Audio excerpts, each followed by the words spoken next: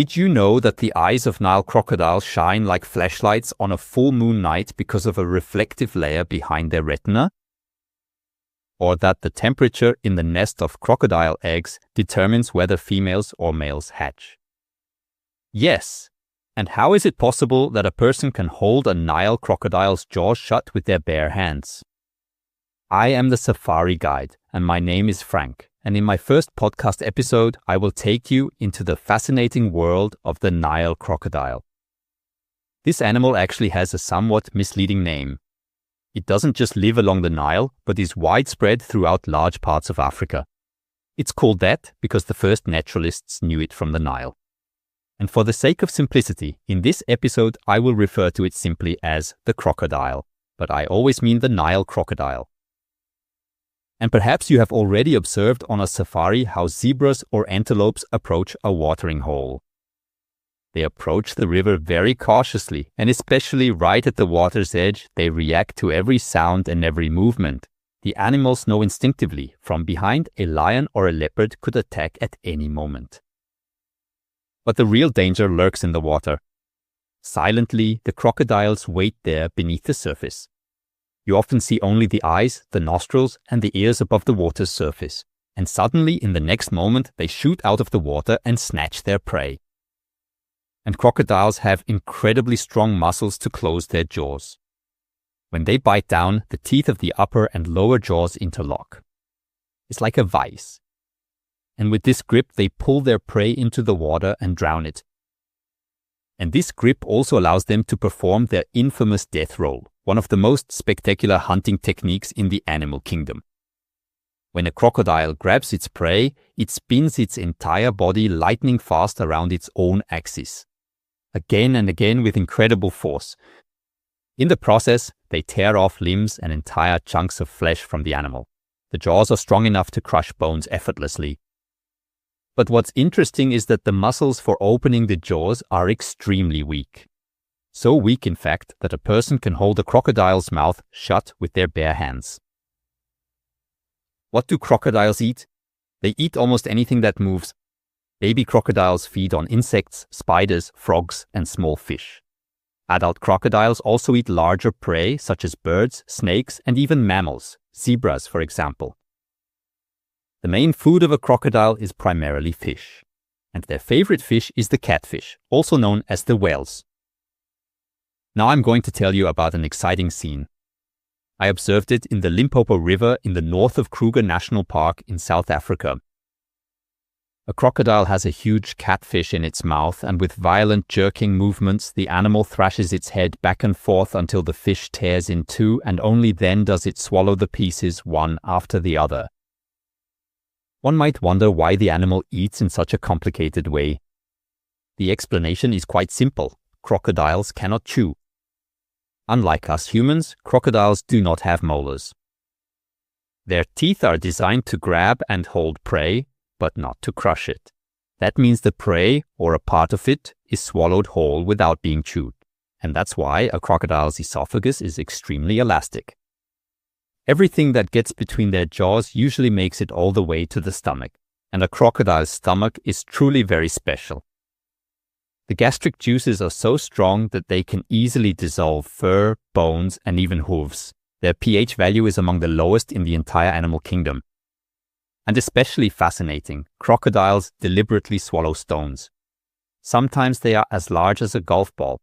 The stones help to grind up tough food like turtle shells or large bones.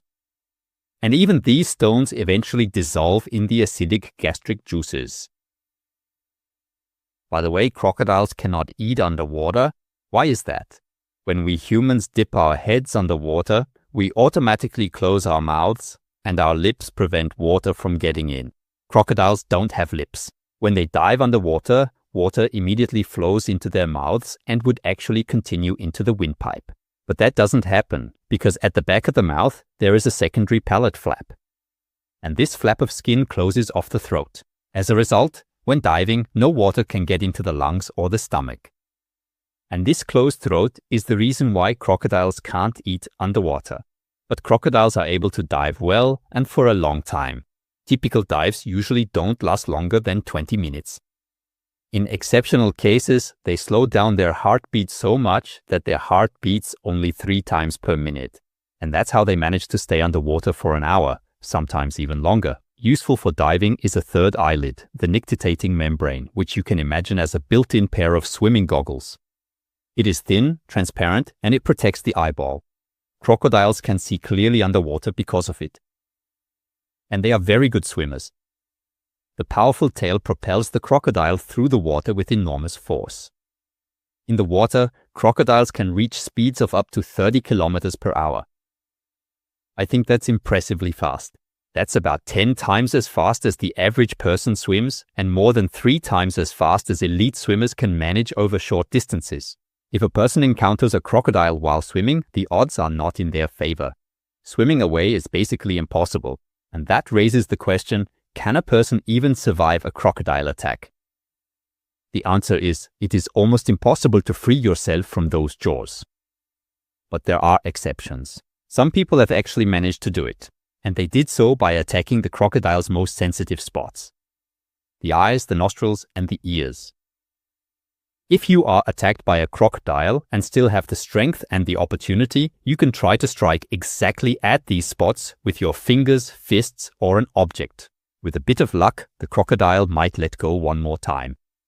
You would probably survive such an attack badly injured, but at least you would be alive. And that's why I always keep a big distance from bodies of water. I have respect for that. Such an attack happens faster than you think. What do crocodiles actually do when they're not just lying around lazily or eating? They take care of their offspring. Females as well as males become sexually mature between 12 and 15 years of age. At this point, they are about 2 to 3 meters long. And when mating season begins, depending on the region between May and August, that's when things get really exciting along the riverbank. The males hum and slap their tails on the water. It's quite a spectacle to impress the females. But in the end, only the biggest and strongest males get their chance. And the actual mating takes place in the water. The male turns slightly to the side, lays his body over the female, and presses their cloacas together. Just a quick explanation. The cloaca is a common body opening for the digestive, urinary, and reproductive systems. And the actual act, that is, the pressing together of the cloacas, usually lasts only 30 seconds to a few minutes. And both sexes, by the way, also mate with multiple partners. About 2 months after mating, the female begins to lay eggs. To do this, the female looks for a sandy spot on the shore and digs a pit there with her strong legs. Sometimes it is up to half a meter deep. In this pit, the female lays between 20 and 80 eggs. They are about the size of chicken eggs, but have a thicker, almost leathery shell. And finally, the crocodile carefully covers the clutch with sand again. The female defends her eggs resolutely against enemies, such as monitor lizards, jackals, or snakes. Because despite the hard shell, the eggs are an easy and tasty prey. The incubation period lasts about 3 months. During this time, the expectant mother stays alert nearby. She doesn't eat during this period, and only on particularly hot days does she briefly leave the nest to cool off in the water. And I find it absolutely fascinating that crocodiles don't have sex chromosomes. Instead, it's the temperature in the nest that determines whether males or females will hatch from the eggs. If the temperature is between 26 and 30 degrees Celsius, mostly females develop. At 31 to 34 degrees, mainly males are produced. And in the range in between, so at about 30 to 31 degrees, both sexes can emerge. Scientists suspect that it is especially the 3rd week of incubation that is decisive. It is during this phase that the final determination of sex takes place. A female crocodile lays all her eggs in a single pit, and in the nest, different temperatures prevail. It is warmer at the top and a bit cooler at the bottom. And that is the reason why both male and female hatchlings develop in the same nest.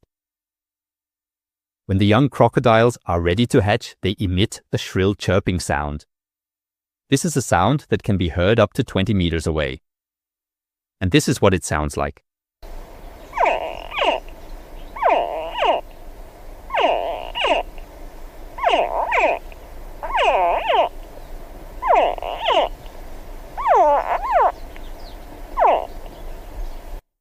Unfortunately, I have never personally heard it live.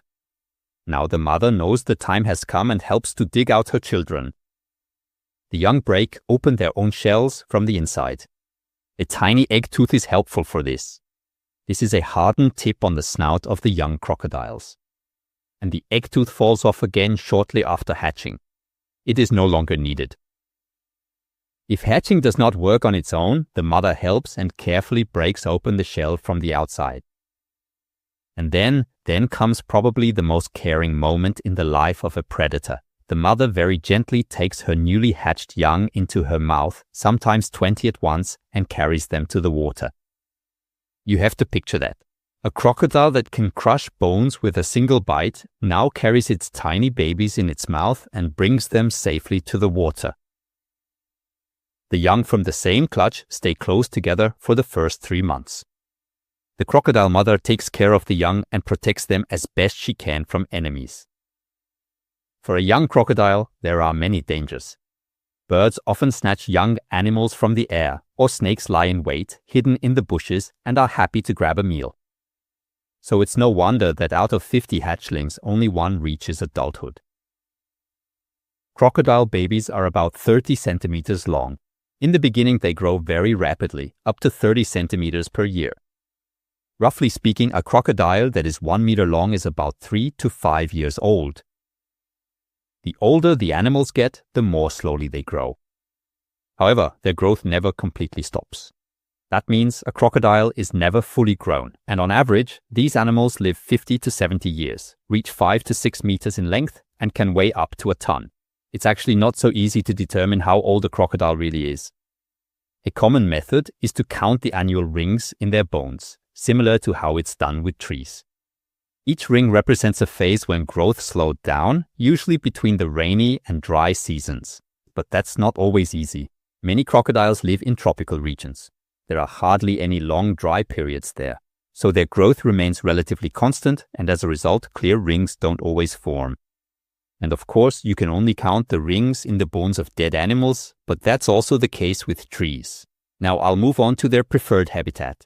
Crocodiles live by rivers, lakes, and swamps, or in national parks, often also at artificial waterholes. But what actually happens when such a body of water dries up? Crocodiles are true survival experts. They can go for months without water. What's important is that they have to protect themselves from overheating and dehydration. So how do they do that? They burrow into the moist mud, and sometimes they dig their own shady tunnels in sandbanks along the shore. During this dry period, they survive on their fat and nutrient reserves. They have those stored in their tails. And if things get too desperate, they set out, usually at night, and then they travel for kilometers over land until they find water. So be careful, you can encounter crocodiles far away from water as well. There is an important rule in the bush: whatever you do, do not run. So whatever you do, don't run away. And for most dangerous wild animals in Africa, this rule applies. They are almost always faster than humans, and running away only further triggers the animal's hunting instinct. However, if you encounter a crocodile on land, running away is actually a very good strategy. Crocodiles can run up to 15 kilometers per hour, but they don't have much stamina. So with a sprint, you can get yourself to safety quite well. Crocodiles are primarily nocturnal and are excellently equipped for it. Their pupils are vertically slit, similar to those of cats. And depending on the light, they either dilate or contract. This allows crocodiles to see extremely well in the dark. In addition, they have a special extra feature, the tapetum lucidum. Translated, that means shining carpet.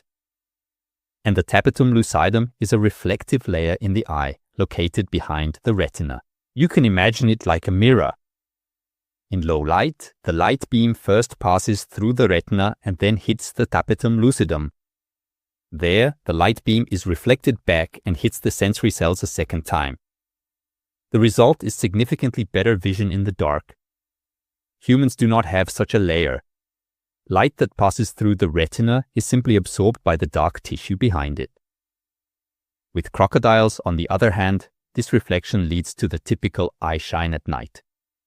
Especially during a full moon, their eyes shine almost like flashlights. and that looks pretty spooky. And finally, let's take a look at how crocodiles interact with each other. Who calls the shots and how does life together on the river work? Crocodiles have a clear linear hierarchy. The biggest and strongest males, the alpha animals, have the best territories. Fights between the males often end very bloodily and with serious injuries. An alpha male claims its own territory. This stretches for about 60 meters along the shore and extends up to 50 meters out into the water. Crocodiles mark their territory with deep roars, threatening gestures, and occasionally with traces of feces or secretions along the shore. They regularly patrol their own area.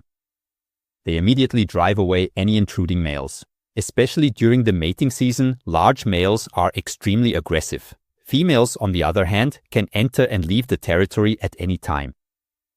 The females establish their own hierarchy among themselves. Here too, the oldest and largest animal is in charge. This ranking is especially important when it comes to the best nesting sites. One must not forget, crocodiles are not solitary animals. They can also appear surprisingly social.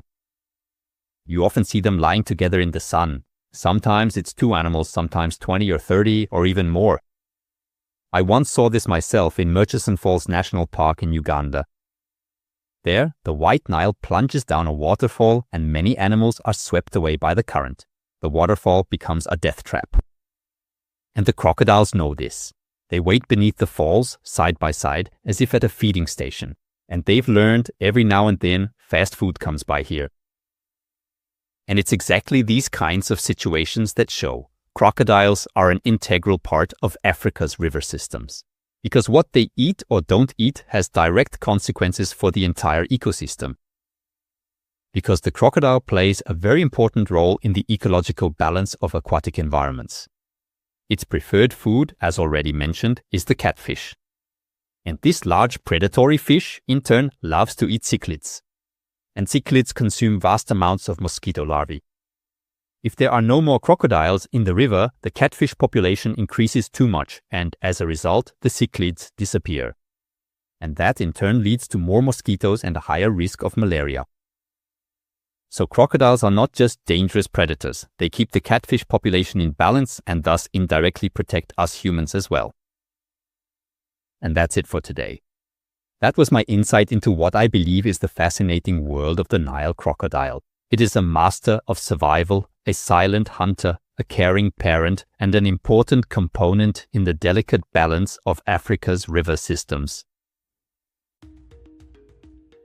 Thank you for joining me on Safari today. If you enjoyed this episode and would like to support the Safari Guide, please check out my Patreon page. With your financial support, you help me continue this podcast independently and ad-free. And in doing so, you make it possible for new episodes to feature deeper research and even more stories from the world of safaris. Because that's what this is all about, not just seeing animals but understanding them. You can find the link in the show notes. Thank you very much. Until the next episode, Frank, your Safari Guide.